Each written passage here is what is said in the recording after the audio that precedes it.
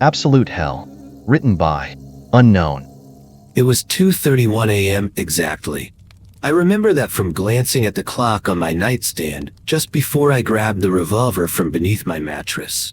My girlfriend, Ashlyn, was startled by some noises she'd been hearing from the kitchen, so she woke me up to check it out. "Cullen, there's something in the kitchen." I remember her whispering to me, like whatever it was would hear us. I let out a sigh, and, not sure what to expect, I crept downstairs, my weapon ready. As I rounded the corner at the bottom of the stairs and glanced into the kitchen, I noticed nothing out of place.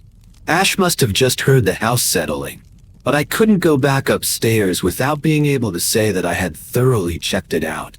So, now fairly sure that it was all clear, I stepped into the kitchen. I wasn't on edge at all, so the gun was down at my hip. I mean, the house was old.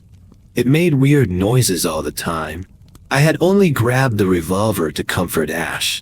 She had just moved in with me and was just getting used to things, so I felt it natural that the sounds of the house would spook her. I looked around lazily, noticed nothing, and then headed for the stairs. As I was about halfway up, I heard something. It was the turning of the doorknob to the pantry in the kitchen. At this point, I was scared out of my mind. With the gun ready, I crept ever so carefully down the stairs, trying my very hardest to not to make a single noise. When I reached the bottom, I peeked around the corner, and there he was. A man, about as tall as me, with a huge black bag, rummaging through the cabinets. I was struck. I stood there dumb for about 10 seconds before the man closed the cabinet he was in and headed for the den in the next room. I wasn't about to let him steal from me, yet at the same time I was scared out of my mind. It's hard to recall the next few events properly, but I will try my best to remember. I slowly followed the man across the kitchen, walking ever so lightly. He then crouched down to go through a drawer in a large cabinet full of expensive metals and decorative plates, when he turned his head out of nowhere and stared straight at me, all the while my gun pointed straight at his face. "Hey man, don't shoot." His voice was deep yet frightened. "If you let me go, I'll never set my eyes on this place again. I swear it." I had no idea what to think or say, so I stood there for about 5 seconds before replying with, "Just get the fuck out of my house before I blow your brains out." I said it quietly so I wouldn't disturb Ashlyn, but I felt like she knew something was going on by how long I'd been down here. I'd probably just tell her I prepared a quick snack. I remember thinking, yeah, that's how it went. I'm recalling this all now, because that was when she walked in. I had no idea in hell what she was doing, but she said nothing. She just fumbled in and grew a grim and petrified expression as soon as she saw what was going on. "All right, get on now. You'd better hurry off before I call the police, you son of a bitch." I remember saying, all right, just let me pass." He stood upright, sat the bag on the floor, and then slowly began walking past me toward the door. After that moment, I remember nothing but waking up on the ground. This is where things get messed up. I still don't know if this was just a nightmare, or if this was all for real, but what I do know is that I remember it vividly. I woke up naked on the ground. Black grass, black dirt, everything was black. It was also deep into the night, so the mixture of all the black just made it very difficult to get a good look at things. When looking up, I remember seeing a black sky with no stars at all. I was in a state of panic. I got up and looked around frantically. Ash, but it was no use. I couldn't be heard. I shed a tear, and then noticed a path of black gravel. I followed it with my eyes and noticed a flickering flame in the distance. I immediately got on the trail and ran. It must have taken 10 minutes, but after an intense while of running and walking, I reached a massive black staircase leading down with 2 torches on each side of the entryway. It looked absolutely terrifying. I peered down and saw nothing. It was a massive, black abyss, but I knew I needed to go down, for there was nowhere else to go. With much effort, I took my first steps down the black, stone staircase. Everything here took forever. because I swear it must have taken 5 hours for me to reach the bottom. I was exhausted, and I could swear that it was getting hotter with each step. When I finally reached the bottom, I noticed a figure, naked, of course, standing with a large spear. Before I even approached him, he spoke. "You are needed all the way down the hall. Keep going straight until you get there." That was when I noticed what had just spoken to me. It was shaped like a man, muscular and tall, but his skin was pitch black. I'd never seen a human with such black skin, but the most terrifying part of the man was his face. No nose, but instead his entire face was taken up by one long, vertical mouth with razor-sharp black teeth. No eyes, no nose, not even any ears, just mouth. It was the most terrifying thing I'd ever seen. I cowered as I quickly bolted past him and began walking as fast as I could down the hall, but I was in no house.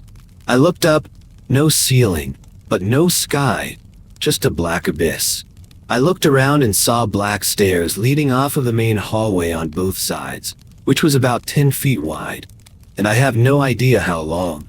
Torches sat on the top of each set of railing for the stairs, which was the only thing keeping the place lit. Different staircases were all up and down that hall. As I kept walking, my mind was numb with fear.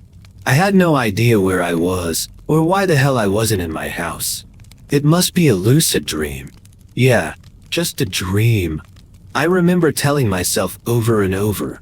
After a while, I noticed that there was a man further up the hall. I could faintly hear him crying, and if I recall properly, it wasn't just an average shedding of tears. The man was bawling his eyes out, but he kept limping forward. Yes, he was limping. Though he was so far ahead, I noticed he dragged one leg behind him, like it was broken. After a bit more walking, I saw the man begin to go up a small flight of stairs that had appeared just ahead of him. I figured that was where the creature by the entrance told me to go. Wanting to know what was going on, I sped up my pace, and by the time he had hobbled up to the top, I was close enough to see and hear what was going on at the top. There were 2 more of those spear-wielding creatures standing on either sides of a tree, but it wasn't just an average tree. It had pitch-black bark and long, jagged branches. The tree was covered in something, but I couldn't tell what just yet. By the time I got to the bottom of the stairs, I could hear intense crying and probably the most menacing and shrill voice I'd ever heard.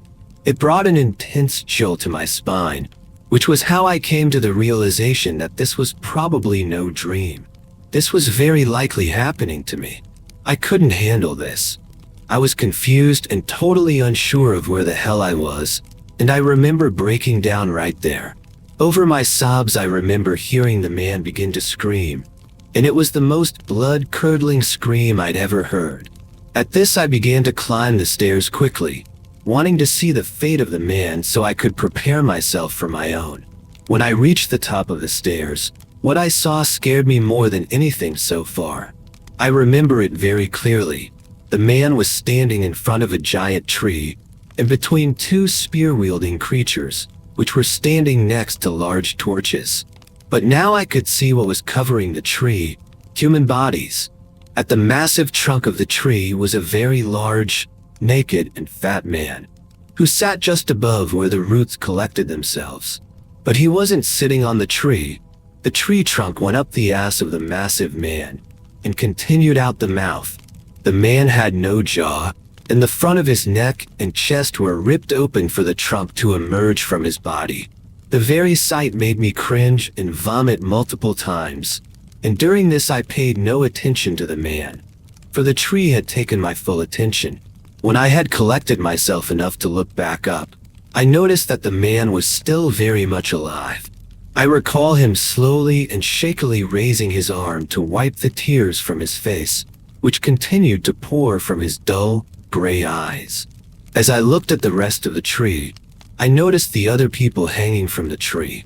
Every person had a branch of the tree go into his or her body somewhere, and going out somewhere else. I remember seeing a woman hanging upside down, with the branch going into her anus and continuing out her vagina.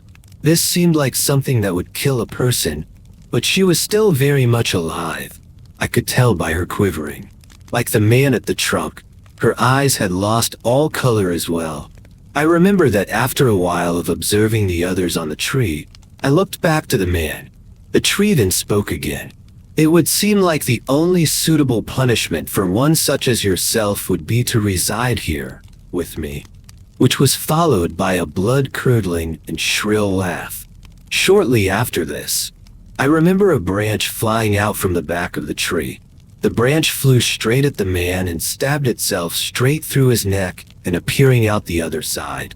It then twisted itself around his neck, like a collar, before picking the man up off the ground and retracting its way back to where it had sprouted. "Step forward," hissed the tree. I had no idea where it was speaking from until I looked straight up and saw a figure, or TW0, dangling from a branch right in front of where I stood and about 10 feet from the ground. There was a man and a woman, both white and naked, but their foreheads met together to form one, and on it was a mouth like the ones on the creatures, but this one was horizontal. They were hanging by branches wrapped around their necks, like nooses. I remember this all so clearly. I stepped forward onto the blood-stained ground and asked, "What's going on?" It let out a laugh. "Haven't you heard of the afterlife, human? I know your kind has been ranting about it back on Earth." Now, I had never been religious, and still aren't. But then I had realized that those Christians had been right about something, and I'm guessing that was the hell they spoke of. "Yes," was my reply. "Well then, you know exactly what's going on here." His voice was terrifying. How I ever managed to speak to it is well beyond me. "I know well about what you do, Mr. Hipskind." It knew my name. The way it said it still gives me chills. "You've been double-crossing honest people for years. Doesn't seem very honest to me, does it? Wouldn't you say you've stolen great amounts of money from people, or been greedy in the past? Well now you'll pay it back." This was followed by a laugh that made my ears screech. I dropped to my knees holding my ears. I was an insurance agent. Sure, I cheated a few people out of a few bucks here and there, but it was business. I guess that damn tree thought otherwise. The next thing I knew, those hideous creatures were hoisting me up by my underarms. I remember to this day the shockwave of fear that shot through my body. I fought back, but to no gain. I wriggled, but they threw me on the ground and both, in perfect unison, thrust their jagged spears, which were jagged pieces of the blackwood pointed with long, sharp black blades, into either side of my torso, piercing my spine, and I felt it all. I didn't pass out. I felt all of it. I cried like a newborn infant. I screamed as tears shot from my eyes. I tried to squirm free, but my legs wouldn't move. Panic ran through me like nothing else. All while this went on, they had picked me back up and began carrying me behind the tree and continuing in that direction. They dragged me for what seemed like an eternity with the pain I was in. Finally, after walking through a plain of nothingness, we reached a field of grates on the ground. Square, large barred grates in rows reaching as far as the eye could see. But sticking out of these grates were flames. They were like ovens coming out of the ground. All around I heard faint screams. I was scared shitless. We continued walking for a few minutes before we stopped at one. The one holding my left arm let go of me and pulled up the grate, opening it. He seemed to be unaffected by the fire. The fear that went through me was immense. I knew that they were going to put me in there, and my screaming resumed. The one holding onto me dragged me to the edge and kicked me right in. There is no way to describe the pain of the third-degree burn, especially when it engulfs your entire body. It must have been like that for an entire day, me sitting in that pit of fire, in pure pain, non-stop screaming. At one point I pulled myself away from the pain for just long enough to think that I should be dead, or well out of my mind, and then the pain stopped. Though still engulfed in flames, I felt nothing. I stopped screaming and backed myself to the corner of the small pit. I looked down at my hands and the rest of my naked body. My skin resembled that of the creatures. It was pitch black, but I could clearly see where the creatures had pierced my sides. Blood had probably protruded at one point, but the fire got rid of that, I guess. I knew at that moment that in this whatever you call it, I was immortal. Then, the flames stopped appearing, and I got a look at the chamber I was being held in. Black stone. Plain. Simple. It seemed like only a few seconds had gone by before a red mist appeared at the floor of the pit. I thought nothing of it. That is, until it began to take the shape of a man. I stared straight at it until it manifested the shape of what looked like your typical depiction of Satan. Tall, with horns and blood-red skin. My eyes were heavy, so I closed them shut tight to avoid looking at the foul creature. Then, almost instinctively, I curled up in my little corner. It spoke no words as it unfolded my body and attached my wrists to chains that I suppose stuck out of the wall. I had no idea they were even there. I had never looked. After it was done, I squinted to see what it was doing. It just faded away, just as easily as it appeared. Then, the moment it was fully gone, the flames came back and the pain continued. How I'm not mad, I have no idea. For how long this went on, I haven't an idea either. All I can say is that it felt like days, weeks even. It seemed like an eternity. I felt no hunger. I felt no thirst, only pain. And it was indescribable. At one point somewhere in there, I thought away from the pain, about Ashlyn, about the girl I'd left back at home. I thought very hard, as to distract myself from the pain. I remember seeing the ceiling of my den and the top of the entryway to the kitchen. Where I'd been standing, only I was sprawled on the floor staring up.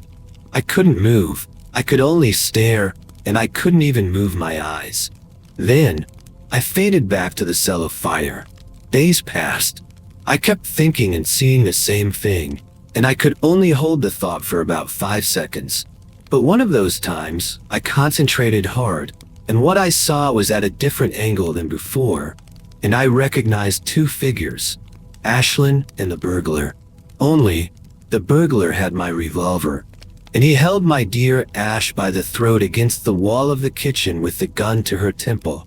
I thought harder and harder, and the pain in the background faded. My feeling began to return. My eyes began to move about my kitchen, and I sat up. I looked over and immediately shot up off the ground and awkwardly tumbled onto the burglar, for I hadn't walked or moved at all in weeks. My hands grabbed at the gun and he fired a shot, but not before I knocked it up, pointing over Ashlyn's head. The bullet flew and nailed the refrigerator.